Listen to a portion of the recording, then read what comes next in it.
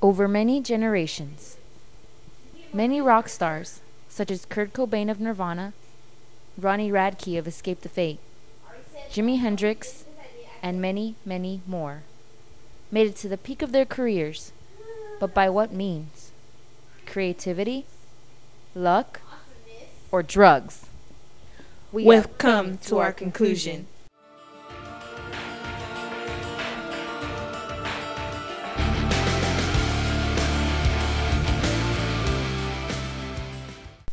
Throughout history, many rock stars have both benefited and suffered from the side effects of drugs. In the past, we have had many examples of this. One was Jimi Hendrix. He made many famous songs, such as Purple Haze, Foxy Lady, and All Around the Watchtower. He started his career clean. At age 14, he was inspired by Elvis and bought his first electric guitar. But by December 18th of 1970, he died of drug-related complications. Another example was Kurt Cobain of the band Nirvana.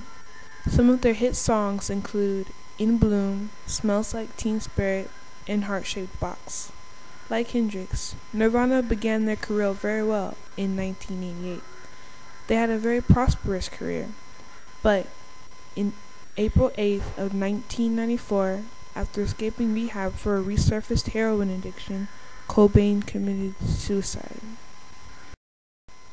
So, with these examples of rock stars that have died because of drugs, does it show that there's a connection between rock music and the abuse of drugs? Some have done research on the matter. Bob Jones University conducted research on the matter and came up with this conclusion. The pulsating jungle beat and syncopated rhythms of rock music cause a phenomenon known as nerve jamming, which is similar to hypnosis. A person under the influence of the sound and beat of rock music loses conscious control of himself and is open to manipulation by the rock musicians with their messages of drugs, immorality, and violence. The listener's mind is no longer in control of his body. Prolonged exposure to rock music affects a person's subconscious mind. Listening to rock music is, therefore, morally and spiritually harmful as well as physically and mentally damaging. So they have concluded that there is indeed no connection between rock music and the abuse of drugs. But the researchers of The Observer have a different point of view. Ron Stanley, editor of Dazed and Confused magazine, had a thought on this. No one has really invented or discovered a new drug for a while. Every time one has been found over the decades, young people swiftly work out the best music experience to go with it. If a new drug were discovered today, a new music scene will spring up overnight. The debate on this subject is still going strong, since both of these sources have very conflicting points of view. So we conducted an interview with local musician Eric Bauer Decanter to get his thoughts on the matter. How have you experienced drugs in your musical career life? I personally have not. I've had friends like one of the guys who works in Houston. He plays at Fitzgerald's. He plays multiple gigs. He's done cross-country tours. He used to have I wouldn't say call him a drummer. He's a percussionist who ended up being very, very much into heavy drugs like crack and heroin, specifically those two. But what happened was that he ran off with my buddies, like $5,000 and a bunch of his equipment. And if you want to know what happened to him, he's in jail. Okay. Yes. And has rock music had any influence on your view of drugs? Does it make you think they're better, or it would make your music better? Something like that. This is a very touchy subject because it involves legal issues. But yes, I've considered that drugs would actually help in creativity. It's always been said that smoking pot is always good for the mind. Same with LSD, and I look high half the time, so people think I already am.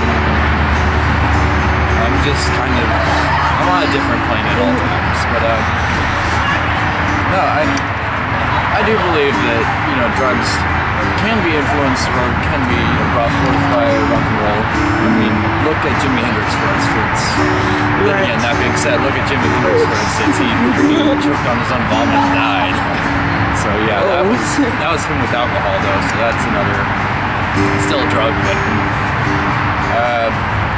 terms of has rock and roll itself actually influenced alcohol, not alcohol, just drugs in general?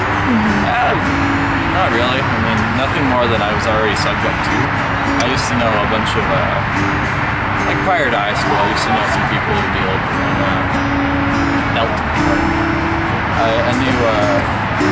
I knew people who get really messed up from time to time. Yeah. So, Mr. Eric, do you do drugs? I don't do drugs.